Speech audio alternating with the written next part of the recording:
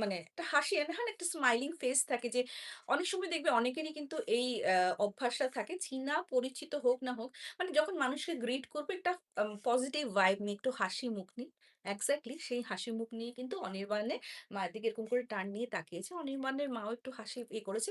আর মেয়েটার মুখটা এত মিষ্টি ছিল মানে বলে না যে এক দেখাতে চোখে মানে তোমার মাথায় মানে এই মেয়েকে তুমি ভুলবে না এবং মাথায় আ ক্যাচ হয়ে যাওয়ার মতো।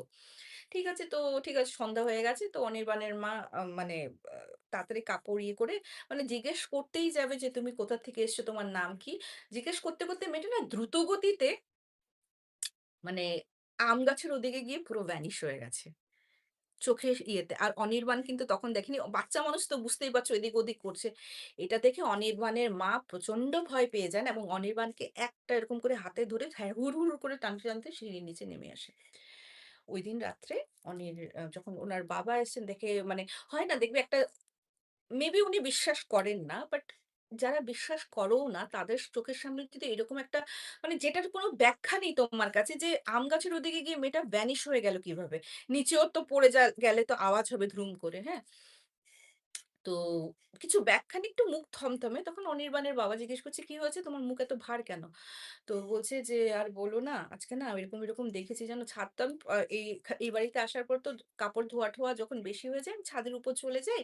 আজকে ছাদের উপরে গেছি আর আমি না একটা মেয়ে জানো তো আমার দিকে এরকম করে টান দিয়ে হেসেছে। আমি বলতে যাবো, 'তোমার নাম কি? কোথা থেকে এসছো?' আমার চোখের সামনে না যেন আম গাছের ওখানে গিয়ে পুরো একদম গায়েব হয়ে গেল। মানে উনি না পুরো ভাষা দিয়ে বোঝাতে পারছেন না। মানে যে বিশ্বাস করে না যে ভূত আছে বা এই অতিজাগতিক বিষয়বস্তুগুলি, ও অন্যকে ডেসক্রাইব করতে কতটুকু কষ্ট হবে যে ওর চোখের সামনে এমন কিছু ঘটেছে যে, যেই মেয়েটাকে দেখেছেন ওই মেয়েটা উনার চোখের সামনে আম গাছের ওদিকে গিয়ে পুরো ভ্যানিশ হয়ে গেছে। তো এতটাই মানে উনি ছিলেন তখন অনির্বাণের বাবা বলছেন, "মেবি তুমি হ্যালুসিনেট করেছো। মেবি ওখানে কেউ ছিলই না।" তো বলছে, "তুমি অনির্বাণকে জিজ্ঞেস করো। অনির্বাণ তো আমার সঙ্গে গেছিল।" তো বাচ্চা মানুষ ওকে জিজ্ঞেস করেছে, "তুই কাউকে দেখেছিলি?" বলছে, "আমি তো জানি না। মা তো কাপড় উঠাচ্ছিল। আমি তো ওইখানে